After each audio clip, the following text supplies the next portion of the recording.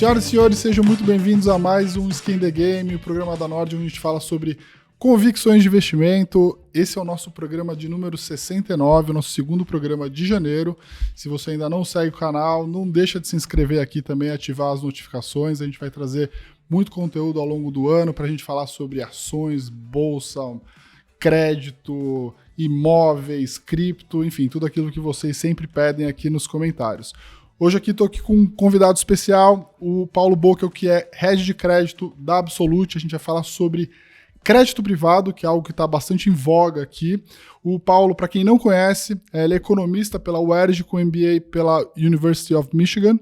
Ele está no mercado financeiro desde 2001, foi gestor do Banco Bozano Simonsen, diretor de investimentos na Splice Family Office, foi CFO e RI da DASA, e também já foi responsável pela distribuição no Crédit Agricole Indosuez e na Arx Investimentos. Falei tudo certinho, Paulo? Tudo certo. Obrigado pelo convite, uma honra estar aqui. Legal ter você aqui para a gente falar sobre esse assunto, né? De crédito privado no Brasil, que sempre tem muita gente interessada em entender o que aconteceu, e a Absolute hoje, né, como uma das principais casas aí que fazem gestão de recursos, né?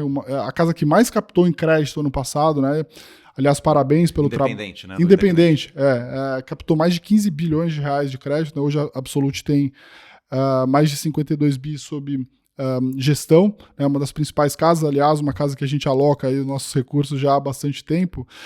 Eu queria começar um pouco de uma visão mais macro sua, Paulo. A gente tem visto hoje, né, um cenário de taxa de juros subindo, provavelmente a gente vai ter aí mais 2 aumentos relevantes na Selic, né? Provavelmente a Selic indo por volta de 15%, tem gente já falando de Selic terminal por volta de 16%, né? Eu queria saber um pouco da tua visão macro de trajetória, né, de Selic, e depois como que isso vai impactar o crédito, né? Porque no final do dia a maior parte das empresas se financiam a Selic mais alguma coisa, né? Isso vai, de alguma forma, impactar a saúde financeira das empresas. Exato. A gente tem uma visão que a Selic bate com 14,75%. A gente acha até que deveria ir para mais, mas a grande discussão é se o Banco Central vai, de fato, ficar confortável ali com uma taxa muito alta e qual é o impacto que poderia trazer para o crescimento. Então, a gente acha que para em 14,75%, o Banco Central ganha tempo, fica mais alto por mais tempo, né? Então, olhando lá, e isso faz com que o custo de dívida das empresas aumente significativamente, né? Então, você está falando que eles vão provavelmente alguma coisa ali em torno de 16%, né, de custo de dívida. Para as empresas, né, o que as empresas começam a fazer? Uma das coisas que o governo quer com isso é que as empresas parem de investir. Você diminui o CAPEX, você começa a procurar manter caixa nas empresas, e você começa a ter uma preocupação com as empresas que estão mais alavancadas, né? Então, isso é outra coisa que a gente acaba olhando muito. Do ponto de vista, né, da questão da solvência das empresas e tudo, a gente teve ano passado, as empresas aproveitaram muito para reperfilar a dívida, né? Então, recomprar a dívida barata, alongar a dívida. Quando você olha no universo das empresas high grade, a gente está relativamente tranquilo, porque as empresas fizeram o dever de casa, as empresas poucas, você não tem tanta necessidade de refinanciamento esse ano, você tem algumas empresas, algumas preocupam porque a gente viu até na questão de Cosan recentemente vendendo a participação de Vale, que é justamente para tentar, justamente para resolver a posição de dívida, de caixa de curto prazo. E a gente, com isso, obviamente, tem que ter um olhar mais conservador também para montar o portfólio. Porque gestão de crédito é aquilo, né? Assim, o mais importante é o que você não tem, né? Porque, na realidade, você não precisa ser o cara mais rentável, mas você precisa ser o cara mais consistente também. Então, é um pouco da visão que a gente tem.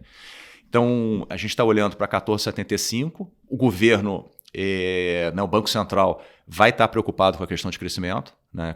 Como é que isso vai impactar no crescimento do PIB. E provavelmente a visão que a gente tem, embora devesse subir, a inflação fica sendo um pouco mais, digamos assim, secundária nesse processo. Joga para a meta, quer dizer, para dentro da banda, na realidade, né? E eu acho que é isso que ele vai estar tentando e não trazendo para a meta em si, né? Ficando dentro da banda. Eu acho que esse movimento de reperfilamento das dívidas veio desde a época de pandemia, né? O juro estava muito baixo, no momento até de, vamos dizer assim, de atividade muito fraca, né? os bancos foram bastante permissivos em renegociação, alongando, né? As empresas estavam passando até com um problema de fluxo de caixa, o que privilegiou as empresas maiores, né? Você falou de high grade, né? Para o pessoal que não sabe o que isso significa, né?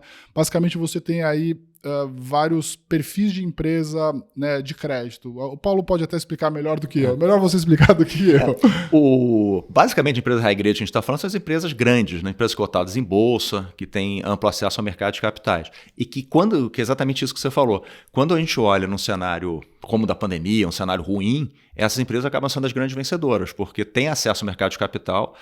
Elas se beneficiam da quebra das empresas pequenas, menores, ou até vindo a comprar essas próprias empresas. Então, elas acabam ficando mais fortes ainda. Então, elas acabam sendo, né, digamos assim, aquela parte que está mais segura, né, da economia como um todo. Quando você fala da questão da pandemia, do que aconteceu, acho que você teve também e aí atrapalhou um pouco a questão até do comportamento, né, do que aconteceu. O que eu quero dizer? Durante a pandemia, até para as empresas não quebrarem, né, o que os bancos fizeram? Os bancos refinanciaram a dívida, né, deram carência, diminuíram taxa, enfim. E quando você olha para a questão de quebra de empresa, recuperação judicial e tudo, você mudou totalmente a base, né, porque você postergou um período grande e a gente estava vendo até recentemente uma explosão de recuperação judicial, que na realidade eram empresas que já tinham quebrado. Só quebraram depois. Só que como tinham 2 anos para pagar, foi para frente tudo. Né? E esse é uma... E depois, eu acho que da pandemia, também as empresas começaram a se preocupar muito com essa história do reperfilamento, né? Porque viram que era muito saudável. Né? E muitas emissões também foram feitas com aquelas opções de compra. Né? A empresa podia comprar a dívida que o pessoal acabou exercendo. Ano passado os spreads estavam bem baixos, né? Então as empresas conseguiam alongar a dívida e emitir com dívida até mais barata do que eles tinham da dívida que ele recomprou. E nesse aspecto, para o risco das empresas foi ótimo. Por quê? Porque tem que lembrar que assim, as empresas quebram por falta de caixa. Né? Se eles estão com caixa e não tem dívida para pagar, pelo menos você consegue passar para um período de taxa de juros mais alta, um período de até uma atividade econômica mais fraca, né? Com uma certa tranquilidade. Uhum.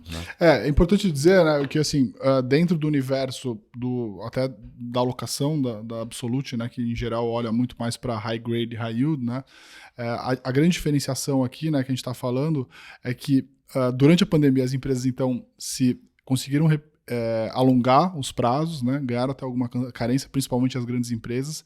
Depois, mais à frente até, você teve um mercado de capitais muito forte, com muita emissão, né, uma demanda, acho que do lado também do investidor, né, com todas essas ofertas até isentas, né, isso trouxe, acho que, para o mercado muito interesse de um lado, né, de poder comprar um ativo isento, e possibilitou uma nova rodada dessas, tanto de high grade quanto de high yield, né, essas empresas se refinanciarem. Né? Então, o que a gente está vendo agora aqui, em outros tempos, e se a gente for olhar, né, quando a gente começou no mercado lá no começo dos anos 2000, uma subida de taxa de juros assim provavelmente teria tido um efeito muito mais forte nas empresas. A gente teria visto uma quebra-quebra muito maior até nessas empresas maiores. Né? As empresas entraram, vamos dizer assim, na pandemia menos alavancadas do que historicamente, até porque fez esse trabalho.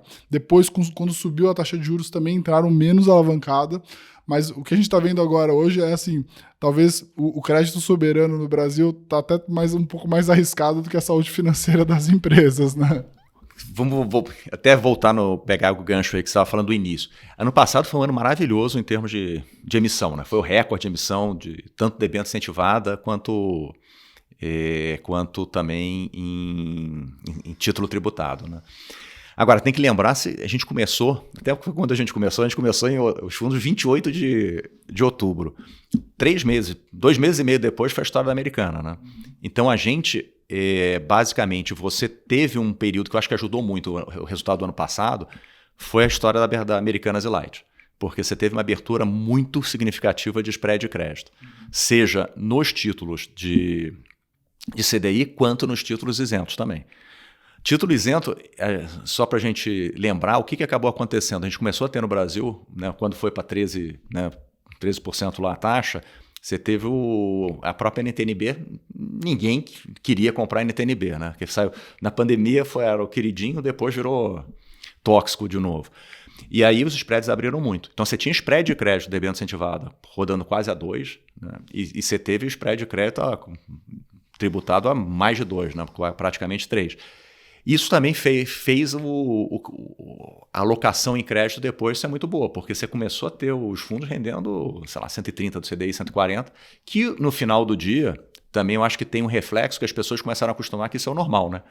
E não é o normal. E ele só teve o retorno. E aí com isso também, quando você estava olhando que o mercado de crédito, que também ano passado foi um ano mais tranquilo em termos de evento, a gente teve muito menos do que do que Americana e Light, né? Que foram mais traumáticos, que tiveram outros eventos juntos. E o cliente entrou porque estava com retorno alto, né? E outra coisa, a volatilidade que você tinha era uma volatilidade, digamos assim, para cima, né? Você não tinha cota negativa, todo dia era alegria em termos de retorno. E o pessoal acabou tendo emissões, porque teve muita demanda, né? E a gente teve... Agora, quando você olha para crédito também, que é uma coisa que eu acho que a gente olha, a qualidade em si também da captação do mercado como todo foi muito em fundo líquido, né? D0, D1, que não é tão boa, mas quando você olha no todo, debênture incentivada a captação foi tão grande que você teve até impacto na própria NTNB, né?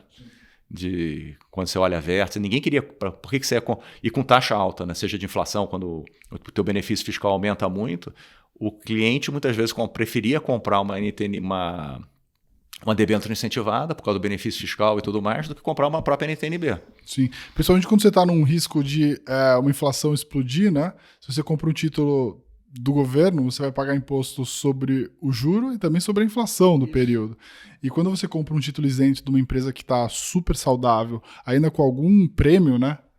Você está ganhando praticamente todo, né, inflação mais o juro, mais o prêmio, né? E se tiver um risco inflacionário, que é o que a gente pode estar próximo, né? Esse é o grande risco, acho que, do Brasil hoje, um dos maiores riscos do Brasil hoje, né? A gente tem, vamos dizer assim, expectativa de inflação desancorada, né? Um governo que não está preocupado com o fiscal. O grande risco de você comprar um título pré-fixado, principalmente hoje, né? É você comprar o pré-fixado e depois a inflação disparar na tua cara, né? O indexado à inflação, ele tem essa vantagem, você pode até perder na marcação ao mercado ali momentaneamente, mas ele vai te proteger lá na frente. Mas aí você tem esse detalhe, né? O governo pode te dar um calote via a inflação, né? E você pagar o imposto ainda sobre isso, né? O que é uma loucura, né? Então acho que as pessoas precisam entender também um pouco desse jogo. Então, quando você comprava uma debênture incentivada PCA mais 7, PCA mais 6,5, o 6,5 é de fato real, né? Porque você não está pagando imposto. E esse impacto, por exemplo, se a gente estiver falando aqui 5,5 de inflação e 6,5 de papel, é 12. Você está falando que você está pagando 1,8% de imposto. Então, teu 6 e pouco já virou menos que 4, menos que 5, né? Sim. Eu queria entrar... Você chegou a tocar num ponto aqui de Americanas e Light, né? Hoje, olhando assim para o mercado das grandes empresas ou setores, né? O que vocês têm feito nas carteiras para evitar esse tipo de problema, seja via um setor específico, que vamos dizer assim, né? O problema de Americanas ali acho que está relacionado a uma má gestão, mas também a um mercado, a um setor que tem, vamos dizer assim, margens muito mais apertadas, né? Olhando, né, o histórico, né, de grandes defaults de grandes empresas, né? O que hoje vocês têm evitado, né? Tipos de empresa e setores especificamente? Eu acho que a gente tem olhado mais em empresas que não está muito endividada e empresa que tem muito refinanciamento para fazer de curto prazo. Acho que basicamente, assim, para resumir, é o que a gente está tentando fugir. E a gente tem um pouco, assim como filosofia, né?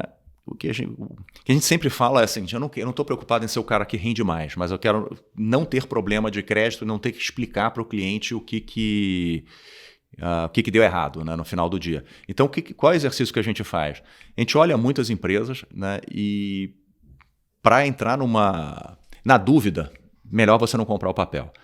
Então, por exemplo, o que a gente tem procurado fazer, a gente já está fazendo isso já há uns 4, 5 meses, é olhar determinadas empresas que estão, né, mais alavancadas, que têm problema de dívida, por exemplo. A gente chegou a ter posições grandes em determinadas empresas. A gente, cara, a gente saiu e foi reduzindo até zerar as posições.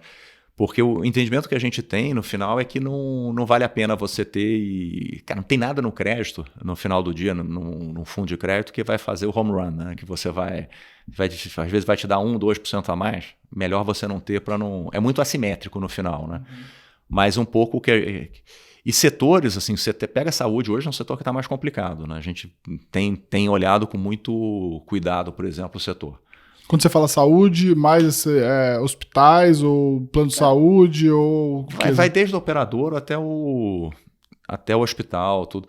Porque no final acaba sendo uma cadeia, né? Então, você vê uma série de... Primeiro que você olha também, tem a própria dinâmica do setor, que o setor está concentrando, né? Você teve lá a questão, por exemplo, de Redditor com o Bradesco, você teve a Mil com o DASA. Na realidade, então você começa a ficar com... E os operadores também são relativamente fracos, né? Você pegar Unimed e tudo mais. Então, é um setor que você depende muito da operadora, né? Para pagar mais, sei lá, praticamente mais de 90% de receita das empresas vem das operadoras. E aí você tem também, olhando o cenário econômico para frente, pelo menos você espera que você tenha uma diminuição do emprego, aumento do desemprego no Brasil, com taxa de juros mais alta, tal, que também afeta o setor indiretamente. Então, esse é um setor que a gente estava olhando já com bastante cuidado, bastante restrição para as empresas, por exemplo. Varejo, alguma coisa assim que vocês também estão vendo alguma dificuldade, porque, em tese, o varejo depende muito de crédito, depende muito de PIB, depende também, enfim, as empresas são relativamente alavancadas. Comprar crédito de empresa hoje do varejo seria mais arriscado, você acha? A gente tinha uma posição em varejo, a gente saiu. Até porque a empresa acabou vendendo todos os ativos que tinham, né? E a gente achou que não fazia sentido, mesmo com taxa, né, não remunerava o risco, né, no final do dia. E eu acho que tem muito a ver também, não que a gente ache que vai quebrar, mas é muito mais a questão do perfil dos fundos que a gente tem, né, que são fundos mais conservadores e que a gente acha que não combina o tipo de risco, mas a gente saiu já há algum tempo de varejo. O Paulo, olhando para a dinâmica de juros para esse ano, né, os juros subindo muito, e os spreads de crédito ainda estão ali rodando por volta aí de 1%, 2%, né? Qual que você acha que é o risco de a gente ter um caso como Americanas, né, de uma grande empresa listada até, né, vir a quebrar? O que a gente está vendo que as empresas estão fazendo é que as empresas já estão se movimentando. Então a gente já viu, até o caso que a gente viu, né, da Cosan aí no início do mês, da venda das ações da Vale e tudo mais.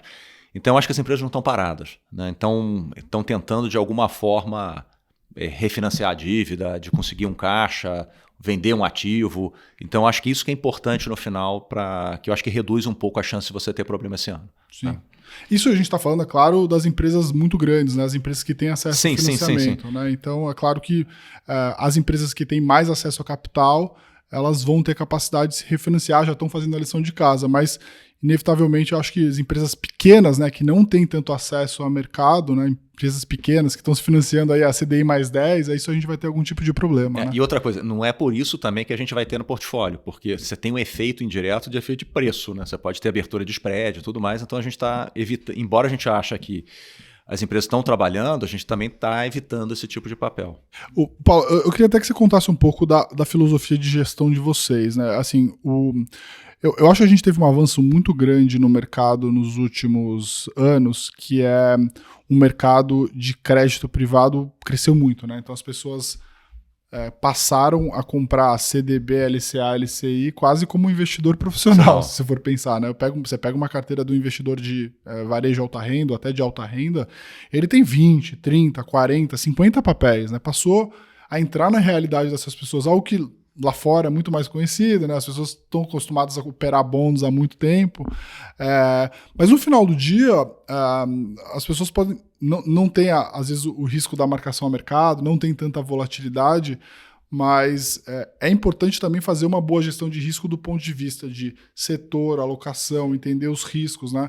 Às vezes, e a gente já viu muito isso acontecer, porque a gente faz esse trabalho na nossa área de gestão de patrimônio, a gente vê que muita gente, por exemplo, opera o mercado de LCA, LCI e CDB, que é um mercado que está garantido pela FGC, opera da maneira completamente errada, ou na nossa maneira de ver, super arriscada, que é, olha, independente do risco do papel, eu vou alocar o máximo que eu posso pelo FGC e pau na máquina, vamos ver a gente se pode acontecer isso. Eu aloco no valor presente do... Exato. Eu queria que você explicasse um pouco da filosofia, né, que é um pouco da justificativa de por que investir via um fundo, né, de crédito e não você fazer a sua própria gestão, né? Então, explicar também um pouco assim, que tipos de empresas que o processo de seleção, qual que é o tamanho da alocação máxima e mínima que eu vou ter por nível de risco. Vamos lá. Como é que é por que eu acho que fundo é bom no final, né? O fundo, a gente tem basicamente uma diversificação grande de carteira e a concentração do fundo varia basicamente em função do prazo de resgate que a gente tem. Então, quando você olha, por exemplo, no D1 nosso lá no Atenas, ele é um fundo que ele vai ser muito mais pulverizado. Eu vou ter muito mais caixa, vou ter mais papel, então a quantidade o percentual que eu tenho por papel é muito menor. Já lá no Olímpia, que é o D60, eu vou ter muito menos papel, menos caixa, então a concentração que eu tenho é maior, né? Então, basicamente, funciona um pouco para um controle praticamente muito importante de liquidez também, no como é que você vai fazer esse tipo de coisa. A gente gosta de ter, né, quando você fala setor, embora a gente não tenha nenhuma regra de bolo, assim, tem que ter 10% no setor A, B ou C, a gente acaba tendo, a gente tem uma parcela pequena, né, mas que a gente acha de um tamanho razoável de FDICs. Né? FDICs basicamente são FDICs sênior que a gente tem. A gente acaba operando muito sacado, muito cedente consignado federal, né? Que são as principais caixinhas ali, as primeiras estratégias dentro desses FDICs. A gente tem uma parcela grande de bancário, né, ainda, né, que foi reduzida recentemente, dado que todo o crescimento do ano passado que a gente estava falando, basicamente Itaú e Bradesco captaram muito em fundo líquido, então os bancários estavam completamente amassados. Né? Então, só para fazer aqui um pouco de parênteses, você pega Itaú, Bradesco, 2 anos estava pagando CDI mais 0,20, 0,30. Um BMG, da Ecoval, estava pagando para 2 anos 0,35, 0,50 era o BMG aqui. Né? Então, descendo aí um pouco a régua de rating.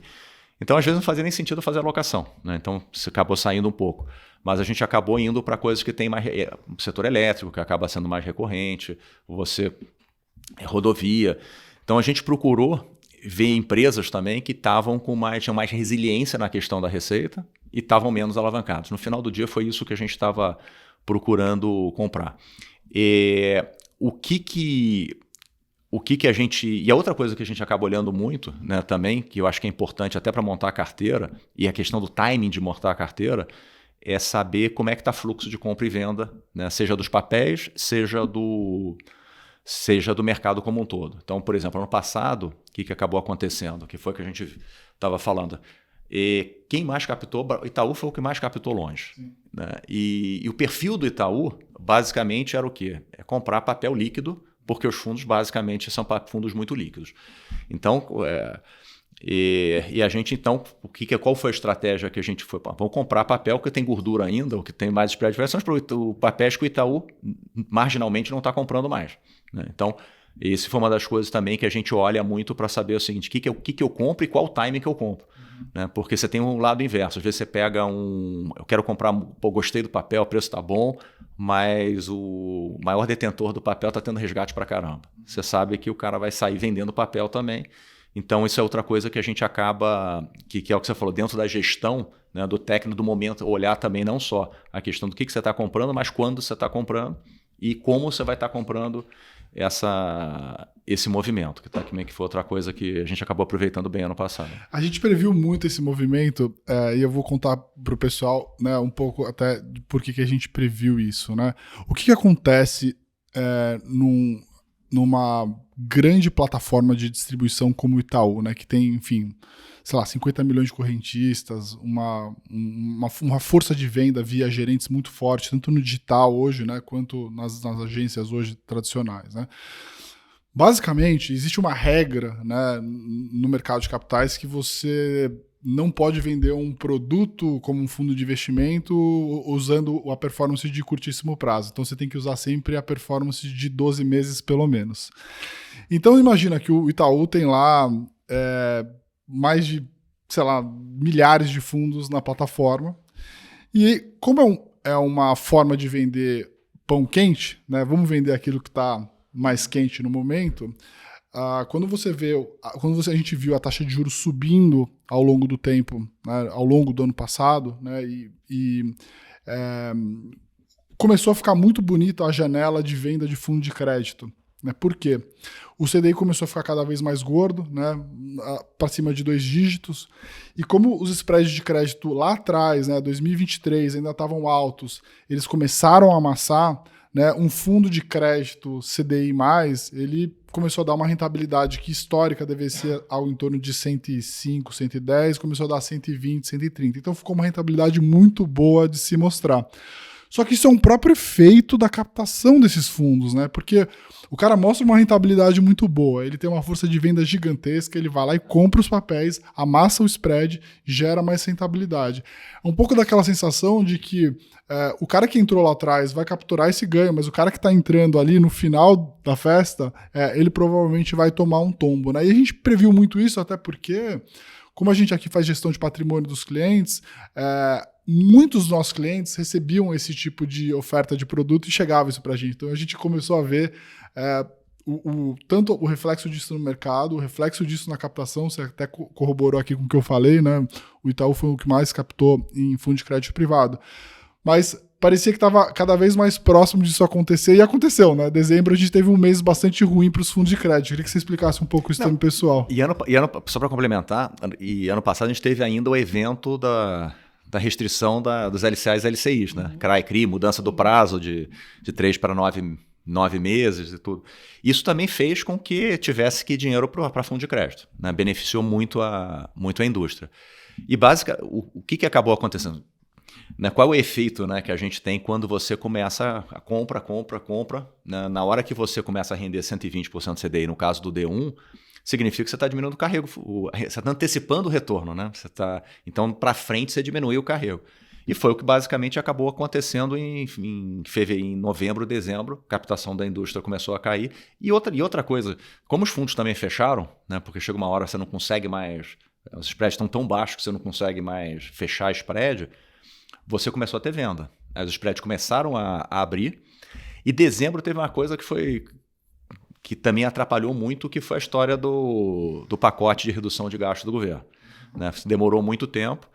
E basicamente na segunda quinzena que a gente teve um pouco do efeito, né, do forte ali de abertura do spread. O spread abriu basicamente 40 bips. Né? Então foi uma pancada de abertura forte. E o que aconteceu ali?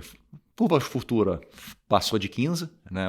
Então o mercado, principalmente a tesouraria de banco, começou a desovar esses papéis todos que ele não queria ter porque achava que ia ter problema, que ia precisar refinanciar a dívida e tudo mais. E a gente teve no CDI uma abertura grande. Por outro lado, a gente não, embora você tenha tido muita venda também no debênture de incentivado, mas a gente não viu uma abertura de spread no debênture incentivado. E aí foi um aspecto meramente técnico. Né? Por que aconteceu? A taxa de juros, a NTNB saiu lá de 6,5 para 8. Na hora que você faz o valor presente do título, o que acontece? Os fundos de debênture incentivada se desenquadraram. Porque, primeiro, a minha parcela aplicada perdeu lá 10, 15% do valor.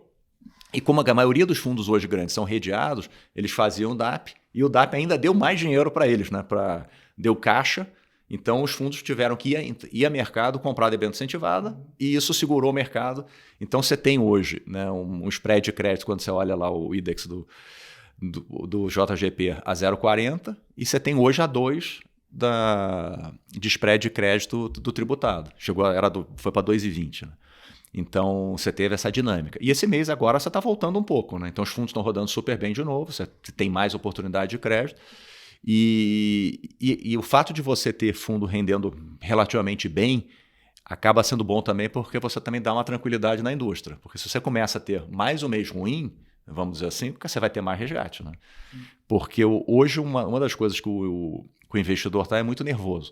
Então, eu estava de férias, né, no início do mês, assim, o que eu recebia de mensagem, porque as 2 primeiras cotas do ano foram ruins, e o pessoal, não, vou sair, o que eu faço? Eu falei, gente, esse ano você teve um outro problema. Né? Por que abriu tanto? Abriu tanto porque o final desse ano a gente teve Natal e Ano Novo caindo na terça e quarta. Ninguém trabalhou, né?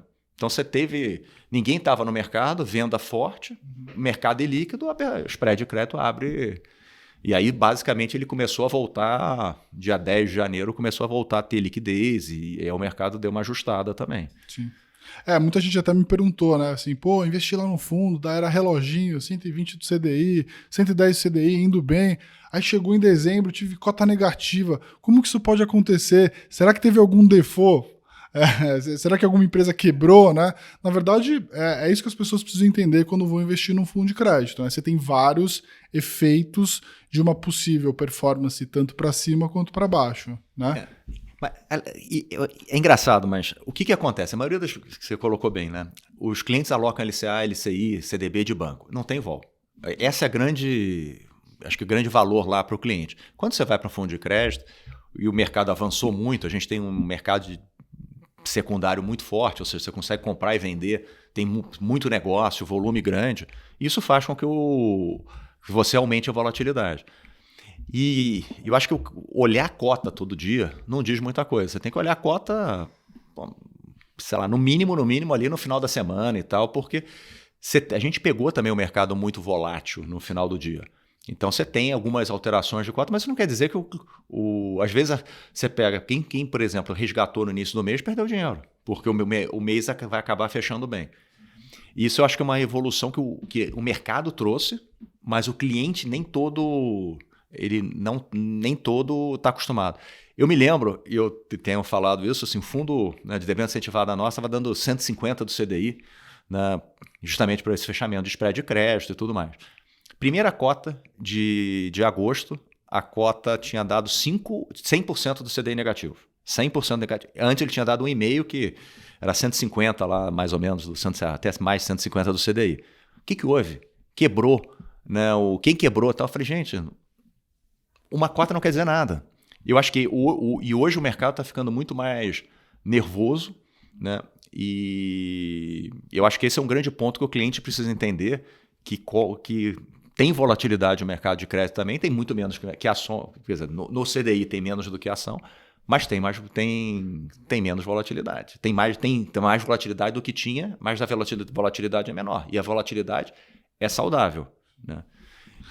O mais importante, né, a pessoa entendendo qual a dinâmica da precificação dos títulos, eu acho que tem uma questão no Brasil que, acho que se comparado ao resto do mundo, a gente tem, até por conta de um passado meio nebuloso, né, onde você não tinha tanta transparência nas cotas, né, os administradores, né, hoje dos fundos, etc., eles têm um compromisso muito grande em passar para o cotista ali no final do dia, de fato, o valor que tem no patrimônio, né? Então isso vai trazer volatilidade, tanto, né, vendo cotas assim subindo para cima, indo para cima, e também cotas às vezes tendo momentos ali difíceis, sempre tentando entender que no final do dia o mandato que o gestor tem ali, né, o gestor de crédito privado, basicamente ele tem mandatos que trabalham com prazos de resgate para os fundos que são diferentes, pode ser um D0, D30, D60, né? Ele tem ali, né, um mandato para te entregar um retorno de CDI+, que pode ser de CDI mais 1, CDI mais 2, CDI mais 3. O mercado vai oscilar de acordo com, né, a taxa de juros mais alta e mais baixa. Hoje, por exemplo, um fundo que te cobra 0,8, quando a CDI estava 10, agora o CDI indo para 15, provavelmente você vai ter um ganho até maior do que quando a taxa era, quando você tinha um CDI menor. Então, no limite, o fundo rodando a velocidade cruzeiro, você vai ter uma rentabilidade final para o cotista, né? Então, acho que esse é um ponto também relevante. Mas, assim, o mercado de crédito, ele sempre trabalha com spread, né? É importante as pessoas entenderem o que é o spread de crédito. É o prêmio que que você exige daquela empresa para você emprestar, e esse é o diferencial de um título que é o título soberano do Brasil, que é emitido pelo próprio governo. Esse spread, ele vai comprimir e aumentar de acordo com as oscilações do mercado, né? Eventos como Americanas, né, que dá um pânico geral, isso abre o spread, mesmo que o gestor não tenha Americanas no seu portfólio, né? Mesmo que a empresa não quebre também, né? E mesmo que a empresa não quebre. E em momentos que a gente viu, né, do ano passado, com um forte fluxo para ativos incentivados, acho que muito dinheiro também saiu dos multimercados e foi para essa nova indústria, né, de crédito ou crédito isento direto, né? Até queria que você depois falasse um pouco disso, dado que vocês são uma casa que aloca como um todo, né? Mas é importante as pessoas entenderem, né, que investir no fundo de crédito você tem essas particularidades. Mas o pior que o investidor pode fazer é olhar uma performance só de 12 meses, né, ou só do ano. Tem que olhar isso em ciclos mais longos, porque o ciclo de crédito no Brasil, quem acompanha fundos de crédito há mais de 10 anos vê que a cada 3 anos a gente tem algum tipo de evento, às vezes até 2 anos, então você tem que olhar o ciclo ao longo do tempo.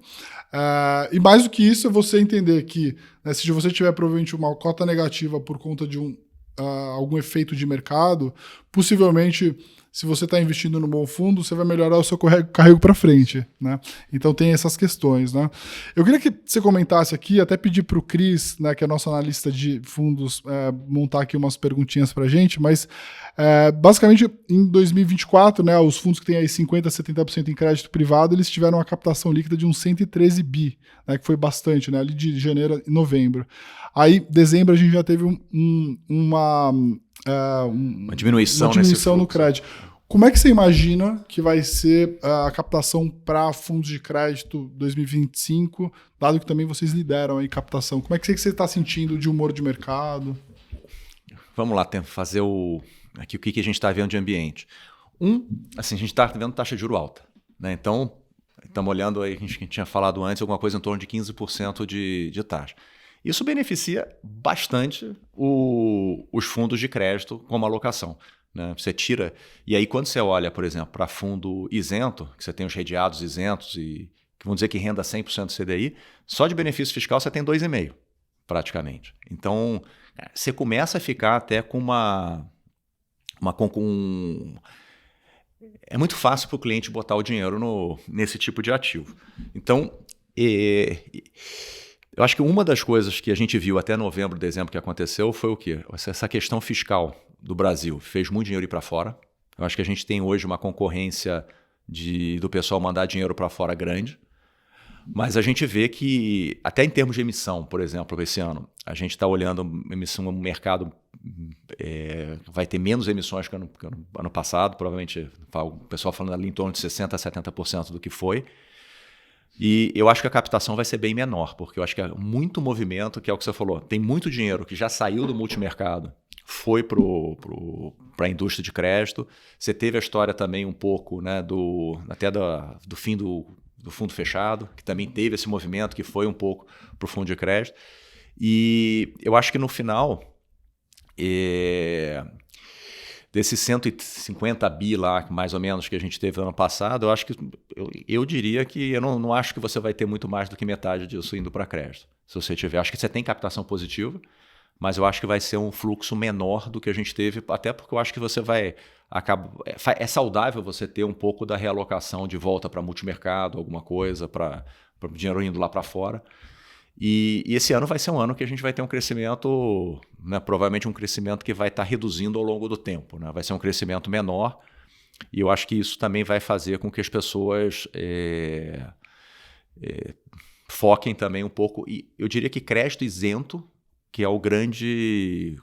Acho que tem prévio, né, que é o que você falou, que não ter come cotas, eu acho que vale, né, porque ali, a grosso modo, você tem praticamente 1% a mais de retorno por ano. Então, fica muito competitivo. E o isento, eu acho que é outro que o brasileiro gosta de não pagar imposto. Então, acho que como você tem esse benefício fiscal até da própria regulamentação do fundo, né, você pode, no período inicial dos fundos, ser isento. Então, você consegue ter um retorno maior até do que as debêntures incentivadas sozinhas ali se propõem, né? Eu acho que você vai ter ainda o mercado de crédito favorável no todo, tá? Minha preocupação maior é a questão da qualidade da captação, de tentar sair de alguma coisa que, como foi muito concentrado no passado, para fundos de liquidez de uma forma geral, e ir para fundos mais longos, porque ali também você tem um spread de crédito melhor do que nesses papéis mais curtos. Mas eu acho que hoje, na cabeça do cliente, assim, conversando, o cliente vai até D30. Mais que D30 é difícil o cliente colocar por tudo que está acontecendo. Pode ser melhor se você tiver uma sinalização do governo que a questão fiscal vai ser, de alguma forma, abordada com mais carinho. Então, acho que isso pode ser um driver que aumente um pouco. Senão, acho que... E a questão de vol, né? Se você começar a ver mercado de crédito com muita volatilidade, eu acho que o pessoal sai e vai para CDB mesmo, recebendo menos, mas por não ter preocupação de perda, até porque assim, o cliente vai estar olhando, 15% é muito, um juro real muito alto que a gente vai ter. Acho que hoje ele está muito preocupado com questão de vol. Tá? Eu acho que até a gente estava falando sobre isso um pouco antes, né? Acho que as pessoas têm que também entender, né, que em algum momento o mercado entrou em algumas narrativas de palavrão, né? Eu não invisto em fundo D30, eu não faço isso ou aquilo, enfim, acho que o fundo multimercado é tudo ruim agora, não bate o CDI e tal. A gente entra em umas narrativas, né? E acho que a gente tem que tomar cuidado que é realmente entender qual que é o perfil do fundo, né? Um fundo D30 de crédito, imaginando que um crédito hoje, né? Você tem a opção de crédito, obviamente, um CDB com liquidez diária, mas se você quiser alongar a sua carteira em crédito para ter mais retorno, você vai ter que alongar 6 meses, 9 meses, 12 meses, 24 meses. E aí quando você olha, né, e a gente vê pessoa física fazendo isso, às vezes comprando NTNB 2035, 45, comprando um crédito 2035, ele não consegue entender que diretamente, às vezes a duration da carteira dele é muito mais longa, né? E a possibilidade de resgate dele, aliás, é até mais longa ainda, né? Então, a gente aqui tem que também ajudar as pessoas a entenderem que, obviamente, um fundo de crédito de 60, 90, 180, como existe, né? Tem até de crédito de 360, não é para qualquer investidor, mas existe uma razão de ser, até pela composição da carteira do investidor como um todo, né? E outro ponto, você estava falando da NTNB 2035, 2040, a pessoa, não, eu ponho na curva. Mas o fato de botar na curva não resolve, não tira a volatilidade, né? Só tá precificado diferente. Se você quiser sair, você tem um impacto. Mas eu acho que é um pouco... E ano passado também, só para a gente fazer o gancho aqui, o que acabou acontecendo? Você estava falando do 120 do CDI. Essa questão do retorno, e o outro, o D30 dava 130. O D30 dava 130. Ele falava, por 10% do CDI, eu não quero ficar 30 dias parado. Hoje, 10% do CDI, você está falando que você está ganhando em meio a mais, praticamente. Né? Hoje ainda, provavelmente semana que vem vai para 13,15 de CDI, a gente está falando que é 1,30 a mais. Então começa a ficar também significativo. Né? E a grande questão que a gente está olhando eu acho que de novo é comportamento, e é saber o seguinte, o que é mandato, né? Porque outra coisa que a gente está falando em termos de vol é a questão do vol para FDIC, que não tem risco. Na realidade, você não tem... Se você tiver qualquer perda na cota, já está com um problema grande contratado. Agora, o importante, assim, tem uma lógica, né, para o gestor de você fazer um D30 para o D1. O que acontece? D1 é um fundo que ele tem que ter muito caixa. Então, ele não é um fundo de crédito ali. Você vai para o D30, eu consigo ter o quê? Papéis que são mais ilíquidos, que me remuneram mais. Não necessariamente é mais risco, né? Você tem um papel que eu tenho uma carteira diversificada e eu tenho menos caixa. Você vai para o D60, D90, você dá para o gestor ainda, ele de fato tem um fundo que tem pouco caixa, porque quanto mais longo é o fundo, é o prazo de resgate do fundo, menor é o retorno, menor é o resgate, né? E maior é o retorno. Então, e aí essa questão que você tem uma carteira que ela tem menos mexida, permite você também ter um retorno maior no longo prazo. Né? Sim. A minha grande crítica em relação aos fundos de crédito, acho que há 10 anos atrás, né, eu visitei várias casas, Absolute ainda nem tinha área de crédito lá, mas cheguei a visitar outras casas, inclusive, é que existia um conflito, vamos dizer assim, que como era um business muito de taxa de ADM, né, e menos de taxa de performance, às vezes os fundos nem têm taxa de performance, o gestor deixava o fundo aberto durante muito mais tempo do que deveria, ou muito maior do que o capacity poderia ter. Né? Então, desde um fundo D0 até o fundo D15, D30, os gestores deixavam o fundo ficar muito grande. O que acontecia? O fundo ia bem, ele captava, o fundo ia bem, ele captava. depois não tinha mais papel no mercado, ele ia comprando todos os papéis do mercado, as taxas iam fechando, né, os spreads de crédito iam fechando, e aí acontecia qualquer coisa no mercado, seja um impacto em taxa de juros, seja um impacto em spread de crédito, o fundo dava uma cota ruim, ou até mesmo um defaultzinho, né? Em geral, os fundos ali têm posições que oscilam entre 2 e 0 alguma coisa, o cara perdeu ali 1% num default, marcou na cota ali quase que o CDI do mês todo, o investidor viu aquilo, começou a sacar, e aí é aquela história do primeiro que entrou e saiu, se deu bem, o último que entrou e saiu depois se deu mal, né? Como que você acha que a indústria de fundos hoje, de crédito, evoluiu nesse sentido, né? Assim, em termos de... né, como que o investidor pode se proteger olhando para gestoras, tamanhos de fundo, de que isso não vai acontecer novamente? O que a gente tem feito, assim, a gente tem uma preocupação muito grande com o tamanho de fundo. Né? Então, assim, e não ter nenhum fundo que é muito maior do que... Eu sou muito dependente de um fundo só da casa. Eu acho que o pessoal evoluiu, e porque basicamente o que acaba acontecendo é o seguinte: qual é o fundo que você acaba captando mais rápido? É o mais líquido. E eu acho que as pessoas começaram a entender que se você também fechar esse fundo que tem um retorno mais líquido, você se beneficia de captar em fundos que têm prazo de resgate maior.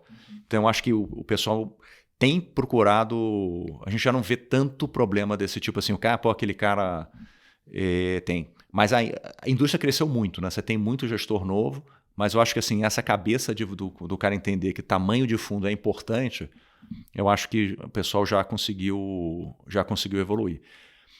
E isso, eu acho que isso é um avanço, porque quando você tem uma casa que tem um único fundo imenso, é o que você falou, na hora que você começa a ter resgate, é o Deus nos acuda, né? Porque é um atrás do outro, né? E aí você começa a pior, e tem um passivo... E a outra coisa que eu acho que também evoluiu é a questão do pessoal estar mais preocupado com o passivo.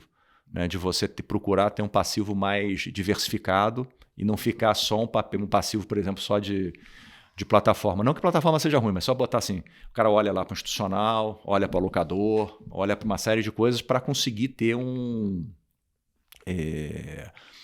fundo mais estável também no final do dia. Sim.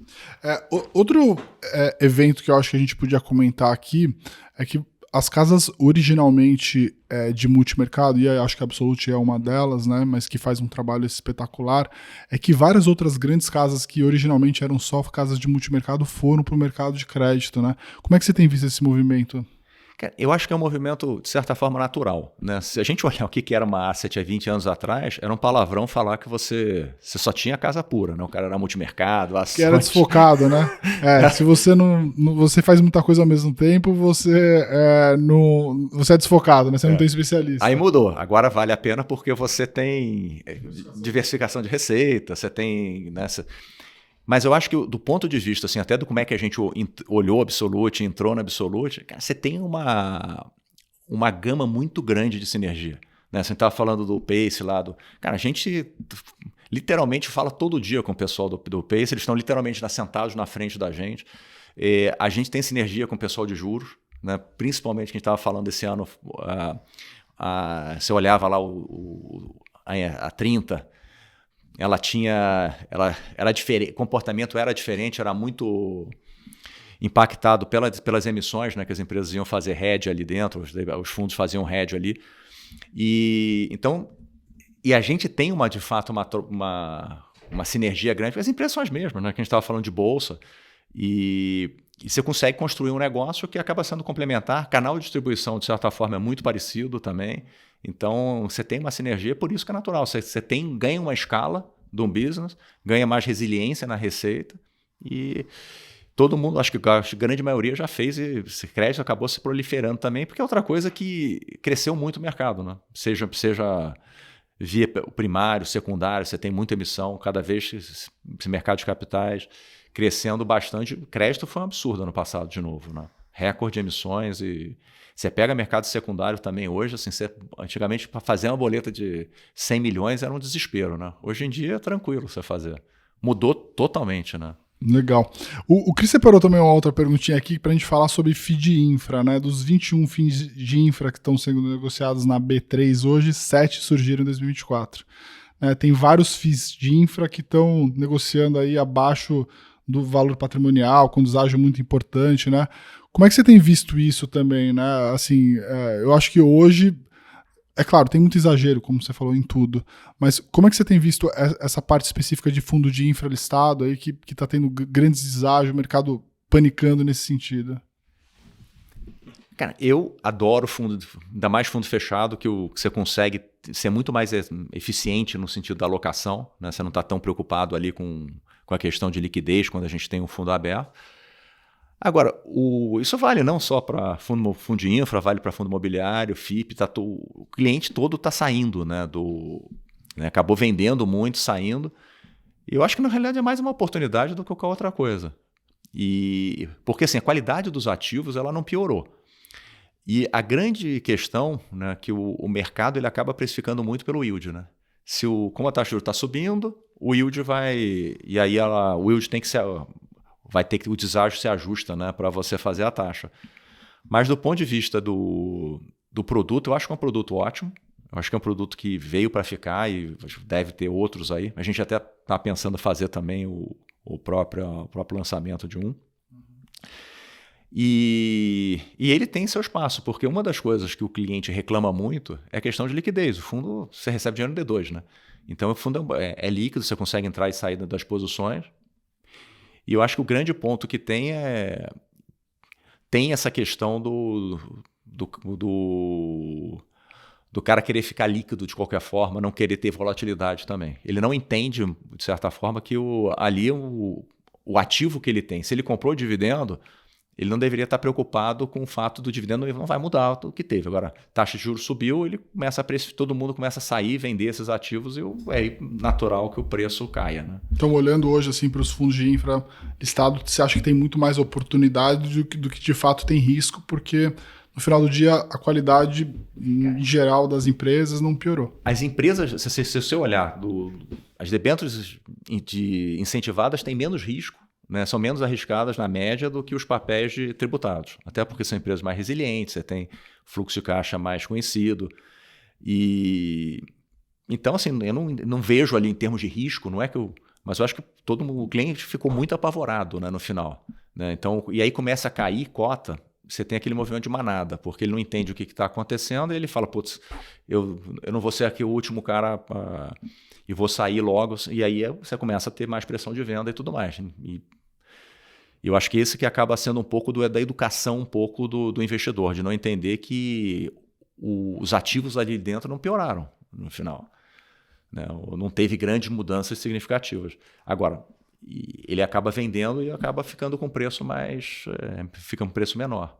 E assim, você pega o yield, a gente tem ouvido que o pessoal às vezes comenta, né? Não, está dando 17% de yield lá né, o carrego do fundo, 17% ao ano, não sei o quê. Então, você vê assim, que o retorno está lá. Agora, a questão é se o cliente vai... Né, qual é a volatilidade, quando é que você vai conseguir recuperar isso, mas os fundos ficaram mais baratos, né, no final do dia. Sim. Eu acho que o investidor ele ganha um benefício que é do fundo listado, que é liquidez e transparência, mas na maioria das vezes ele usa isso contra ele mesmo, né? Que é, no final do dia, se você faz um fundo listado, né, como fundo de infra, né, o que você está fazendo? Você está pegando todo aquele recurso, investindo naqueles ativos, né, e é um fundo que a gente fala que é um fundo fechado, porque não tem fluxo de entrada, né? Cada captação ela não entra e é obrigado a você investir aquele dinheiro. Quando a captação sai, você é obrigado a vender aquele ativo. Você captou aquele recurso e você vai fazer a melhor gestão com aquele dinheiro que está lá. Se um cotista sai ou outro, ele vende a mercado e você compra a mercado. Então, isso, em geral, deveria ser um benefício, né, que o gestor, que o investidor tem, né, a seu favor, trabalhar isso a seu favor. Mas a verdade é que a gente ainda está pouco maduro, né? Eu acho que o investidor, pessoa física, nesses produtos especificamente, ainda está muito pouco maduro, entende pouco dos riscos, né? Compra na oferta uma história de dividendo, mas não entende que existe volatilidade porque existe negociação das cotas, mas principalmente também porque o cenário se deteriorou muito, né? Então acho que as notícias não são boas, né? Até me deixa um pouco curioso a gente não ter visto até mesmo grandes empresas que estão muito alavancadas terem problemas graves, né? Você imagina que em 2025, assim... Eu acho que em 2024 a gente passou quase que batido de não ter nenhum tipo de um grande problema. Mas é difícil imaginar que a gente não vai ter nenhum tipo de problema de crédito, até mesmo nas empresas muito grandes e, vamos dizer assim, com capacidade de refinanciamento. Pensando numa Selic a 15, como você falou, né? Um spread de crédito de 2, 3, 4, uma pequena média empresa, imagino que uma pequena média empresa hoje está pagando o quê? CDI mais 5, 20% ao ano. Pouca empresa consegue pagar isso, né? Talvez mais. Pequena vai pagar CDI mais 10, vai. É outro nível de taxa do que uma empresa grande está pagando. Eu acho que assim, o problema vai começar com pequena e média empresa. Acho que empresa grande e... Acho que o que a gente tem visto? Por exemplo, até que a gente deu do Cosan, a venda dos 9B. As empresas grandes que estão, digamos assim, ali no holofote em termos de problema, o pessoal tem já procurado fazer. Né? Você tem DASA fazendo aumento de capital, você tem, né, tem a junção lá dos hospitais, você tem né, Movida procurando, também fizeram um aumento de capital lá na Simpar. Então você tem assim, procurando soluções para não ter esse problema lá em 25. Então eu acho que esse é um ponto positivo. Né? Então você tem... Algumas empresas estão mais preocupadas, mas o pessoal não está parado. Eu acho que esse que é o grande diferencial. Concordo com você que assim, não dá para dizer que não vai ter nada esse ano, nenhum problema. Mas, por outro lado, assim, grande parte das empresas estão com caixa ainda. Então... Eu acho que a gente pode ter, mas assim, não é uma coisa óbvia, assim, putz, essa empresa vai quebrar. Porque quem estava pior, o cara está conseguindo de alguma forma, ou seja, reduzir. E outra coisa que está todo mundo fazendo, que a gente tem falado, assim, todo mundo vai reduzir CAPEX. Que estou querendo segurar caixa o máximo que pode. Que é outra. Que quem tem muito caixa, muito CAPEX, e consegue atrasar o CAPEX ou não fazer o CAPEX, o cara está fazendo isso, que é outra coisa que você tem para você segurar um pouco essa questão do caixa para esse ano, que vai valer muito, né? Porque é o que você falou, né? CDI a 15 significa que eles estão pagando mais que 15, estão pagando pelo menos 16, né? 16 para cima. Sim. Acho que era até legal você comentar um pouco do que o mercado exige para cada tipo de empresa, né? Então hoje, só para explicar para o pessoal, né? Você tem as empresas, vamos dizer, high grade, né? As empresas mais saudáveis, as empresas high yield, que tem um pouco mais de risco, e aí depois, obviamente, você tem as empresas pequenas e médias, que aí não há um ambiente onde vocês operam muito, né? Talvez só ali via FDIC, etc. Explica para o pessoal, né, assim, o que é essas faixas de empresa e também o que hoje o mercado tem praticado em termos de spread de crédito para cada perfil de empresa. Uma empresa, vamos lá, banco, para que eu acho que é mais, banco, que é o que a gente está falando, assim, o que fechou. Você está falando ali um spread para um AAA de 0,25 na média para 2 anos. Você está falando, né, 0,35 para um AA e meio para um A, né, e botando BMG e botando Daicoval como exemplo. Quando você vai para a debenture, um AAA na média está pagando pelo CDI mais meio ali, ou um pouco acima disso. Então você já começa, o bancário de fato está bem mais amassado do que o resto.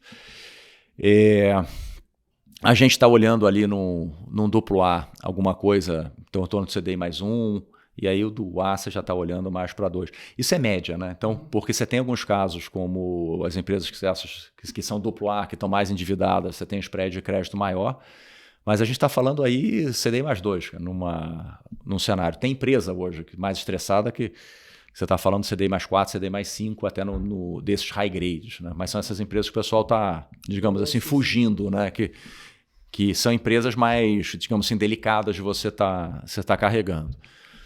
Quando você vai para a empresa média, eu acho que até mais, o cara vai pagar, quando você olha ali taxa de FDIC, você está falando muito próximo ali a 2 ao mês, né? Então o cara está pagando 25, 30 ao ano, né, de taxa de juros. Cara, é puxado, né? Então por isso que a gente fala no final do dia assim, que essas empresas são as empresas que vão quebrar primeiro, porque essas empresas grandes, têm acesso ao mercado de capitais, né? A gente viu, por exemplo, isso na pandemia, que muitas empresas, daquela história que os bancos podiam recomprar com compulsório e tudo mais, os bancos não recompravam porque eles falavam assim, se eu comprar, eu gasto minha linha e eu não consigo emprestar para a empresa quando ela queria. Então acabou não acontecendo. Então essas empresas, no final do dia, que têm acesso ao mercado de capitais, vão acabar comprando essas pequenas e médias empresas. Né? Não necessariamente elas quebram, mas o que preocupa mais, e com certeza vai ter, é essas empresas quebrando, porque você ganhar 30% você tem que ganhar mais de 30% para conseguir pagar essa dívida que você está tomando. Né? Sim. No bancário, né, tem alguma coisa ali que você também tem fugido? Né? A gente tem visto... Tem vários bancos hoje mais nichados, né? Tem aí bancos que já estão... Bom, enfim, tem os principais bancos, né? Isso eu acho que a gente não passa nenhum problema nesse sentido. Mas você tem bancos muito nichados e tem bancos que ficaram muito grandes até em relação ao FGC. Tem alguma coisa que vocês hoje estão fugindo nesse sentido de banco? A gente está... O que a gente está focando no final? Bancos grandes, de uma forma geral, banco de montadora e banco de consignado, vamos dizer assim. Tá? Aí, basicamente isso. E tem banco que não conseguiu entrar muito no institucional, né? Também. Então, que aí você também, o grande ponto que você tem é que você não tem liquidez nos papéis. Então, tem banco que não entrou, que não tem fundo, por exemplo, fundo nenhum. Eu acho que é o que você está falando. Mas o que a gente tem mais... os bancos grandes, no final do dia, embora você consiga ter mais liquidez, muitas coisas a gente não está nem fazendo aqui no Brasil. Aí você acaba operando muito lá fora, que lá fora ainda tem um pouco de spread a mais do que tem aqui. Mas, cara, aqui a gente está procurando banco médio, digamos assim, porque ainda que você consiga ter algum spread. Banco Itaú, Bradesco e tal, os spreads são muito baixos. Acho que tem uma pergunta boa aqui que eu podia te fazer, assim, aí menos da ótica de investidor, que é o teu dia a dia como gestor, mas mais talvez como um conselho de investidor pessoa física, né? Lá fora, né, hoje quando você abre uma conta lá fora, você tem acesso a um mercado de crédito. Você pode comprar Treasury americano, né, que é igual comprar o Tesouro Direto aqui, né, quase que um pré-fixado. E você tem acesso a bonds de empresas americanas e empresas brasileiras. Quando a gente olha para as empresas brasileiras, né, a gente tem visto aí as empresas pagando algo em torno de 6, 7, em alguns casos mais estressados aí até 8 ou 9. Né? É um mercado que você acha que tem prêmio suficiente, né? Comprar um bonde de uma empresa, uma Redditor, por exemplo, 6,61 $, ou um Bradesco, 6,40, assim, você acha que é um mercado que já está muito amassado também? Vamos lá. Quando você está falando de spread de crédito lá, está bem amassado de uma forma geral. Né? Então, agora, tem papéis ainda no Brasil que se você olhar, por exemplo, Redditor, você tem Redditor lá e Redditor aqui. O que a gente tem feito, né, não sei exatamente como é que está tradando nesse momento a Redditor, quando você pode fazer lá fora num fundo, muitas vezes a gente faz até essa operação de tradar o que está mais caro ou mais barato, né, estando vendido lá fora, comprado aqui ou vice-versa. Para o investidor, ele vai carregar esse negócio também. Tem vol, né, diferente daqui, porque aqui ele está comprando CDI, e lá fora ele está comprando o título de 10, 15 anos. Ele tem a vol muito maior. E ele está comprando para ganhar seu 6,65. Hoje lá fora você consegue, né, ter, pelo menos para... A questão é o cliente está saindo daqui porque não quer vol, vai botar lá fora com vol alta. Os spreads de crédito estão baixos, mas assim, ele vai botar o cliente brasileiro tende a comprar esses papéis nossos, né? Por causa do viés todo, porque ele já conhece e tudo mais. Mas tem que olhar caso a caso, tá? Do que está, mas assim, na média, os spreads estão apertados. Né? Até mesmo os spreads de empresas brasileiras aqui, ó, eu estou olhando aqui de mercados desenvolvidos, né? Então, se você for olhar JP Morgan, Citi, Goldman Sachs, os spreads rodam em torno de 0,5 até 0,9, vamos dizer. Quando você olha para as empresas de bonds brasileiros, os spreads estão rodando aí algo em torno de 1,5 até 2,5. Né? O caso de Redditor está 2,1, Cosan está 2,4, a gente falou de Cosan aqui também, né? E num título mais longo aí, tipo Eletrobras, vai pagar 2,70. Então, de fato, também está um pouco amassado, né? Se for ver aí que tem algum tipo de risco, né? Paulo, acho que a gente cobriu aqui todos os assuntos. Acho que a gente podia terminar aqui você falando um pouco dos produtos da casa, né? Hoje vocês têm praticamente aí um fundo, o Atenas, né? O Creta, o Delphos, são fundos com perfil diferente. Explicar um pouco para o pessoal, e acho que é bem legal a tabelinha, para quem quiser entrar depois no site da Absolute, mas basicamente fica bem legal mostrando que cada fundo tem o objetivo de CDI+, né? Mostra uma duration, que é o prazo médio da carteira, e mostra também a taxa de administração para cada perfil de fundo, né? Então, quanto mais longa a taxa, quanto maior o prazo de resgate, mais o retorno. Enfim, contar um pouco aí de como que vocês fazem essa distribuição. Vamos lá. A gente separou em 3 grupos, tá? Então, os fundos que a gente chama assim, mais conservadores, mais para público em geral, com menos volatilidade, é o Atenas, né, que é o D1, o Atenas Prev e o Creta. Então, esses fundos aqui, assim, o que a gente espera dali? Basicamente, a gente vai ter FDIC sênior, bancário, debenture e título público ali como caixa. O D1, a gente está olhando ali CDI mais 0,80 de retorno. Então, hoje a gente está falando ali a 12, você está falando dá uns 105, 107 do CDI, nessa, e aí com o CDI subindo, esse percentual do CDI cai, né? Então não é que está rendendo menos, né? Em absoluto está igual. A gente tem o Atenas. O Atenas e o Creta, a carteira é muito parecida, né? E basicamente por quê? Porque o Atenas Prev ele tem um prazo de resgate maior, é D8 útil, então você está falando ali um D12, e o cliente não resgata tanto. Então a carteira ele é muito parecido. Então a ideia ali do Atenas é rodar por volta de CDI mais 1 e o Creta CDI mais 1,5. Tá? Então esses fundos, então, volatilidade baixa. Isso que a gente faz ali. A gente tem um segundo grupo que tem o offshore, né? Então, que é o Delphos Prev e o Olympia. O Olympia é um fundo que a gente tem só para locador, né? Que é um fundo que tem mais volatilidade, inclusive é o único fundo que a gente tem que pode ter FDIC mezanino. Tá? Então, todos os outros FDICs aqui que eu falo são FDIC sênior. Uhum. Então, o Delphos ele pode ter de alocação lá fora até uns 10%. Hoje a gente está com menos que isso, até pela questão que os spreads são pequenos. O que a gente tem feito lá muito é aproveitado fazer valor relativo, né? Então compra um papel, vende outro, mais do que está comprado num papel. Então a gente consegue fazer também esse tipo de operação. E a ideia ali é fazer a Latam. Tá? Então basicamente é Brasil, mas você pode fazer América Latina também lá fora. Tá? Então esses 3 fundos, né, também são fundos antigos, e depois a gente tem os fundos de debênture incentivada, que a gente basicamente tem 3 fundos. O Hidra CDI, né, que está fechado, que ele é o objetivo de retorno da CDI mais 1. A gente lançou no finalzinho do ano passado o Hidra CDI Plus, né, que basicamente a diferença dele é que ele pode operar lá fora, então ele pode ter, não necessariamente precisa ter, mas a gente botou sempre mercado financeiro literalmente uma opção de graça, então a gente acabou colocando ele. E ele tem, né, a vantagem hoje que, como ele começou, a gente consegue utilizar mais os papéis tributados, né, no fundo. Então você consegue ter um retorno. A gente usa a legislação lá que os 6 primeiros meses não precisa ter debênture incentivada. Em 6 meses e 2 anos é 67%, acima de 2 anos 85%. Né? E a gente tem um fundo também, né, que é em PCA. Né? Esses 2 são em CDI, o Hidra IPCA.